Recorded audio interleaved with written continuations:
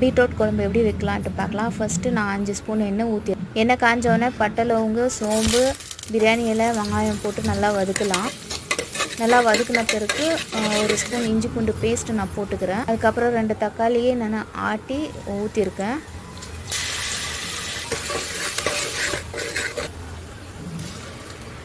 நல்லா வதக்கிட்டு கொஞ்சம் ஒரு 2 நிமிஷம் நல்லா கொதிக்கிட்டு அதுக்கப்புறம் தேங்காய், சோம்பு, முந்திரி போட்டு நம்ம அரைச்சி எடுத்துக்கலாம். அதுக்கப்புறம் பீட்ரூட் போட்டுக்கிறேன். நான் பீட்ரூட் போட்டு நல்லா வதக்கிக்கணும். அப்புறம் நைட்டே பருப்பு ஊற வச்சுருக்கேன். ஊற வச்சு நம்ம போட்டு கலரிக்கலாம். பருப்பு போட்டுக்கலாம். அதுக்கப்புறம் மிளகாத்தூள், மஞ்சாத்தூள், கரம் மசாலா, தனியாத்தூள் பவுட்ரு, அப்புறம் மெயினாக சிக்கன் மசாலாவும் கறி மசாலாவும் உப்பு போட்டு நல்லா வதக்கி போட்டுக்கலாம். அதுக்கப்புறம் நம்ம அரைச்ச தேங்காய் பேஸ்ட்டை நம்ம ஊற்றி ஒரு 2 நிமிஷம் கொதிக்க விடலாம். கொஞ்சம் தண்ணி ஊற்றி நல்லா கொதிக்க விடலாம். கொதித்த பிறகு குக்கர் மூடி போட்டு ஒரு 3 விசில் விட்டு எடுத்துக்கலாம்.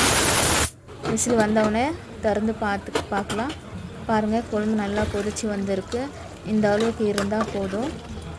கடைசியாக ஒரு 5 நிமிஷம் கொதிக்க விட்டு கொத்தமல்லி தூவி நம்ம இந்த குழம்பை இறக்கிடலாம். இந்த குழம்பு சப்பாத்திக்கு, ஒயிட் ரைஸுக்கு செம்ம டேஸ்ட்டாக இருக்கும். செஞ்சு பாருங்கள், ட்ரை பண்ணுங்கள்.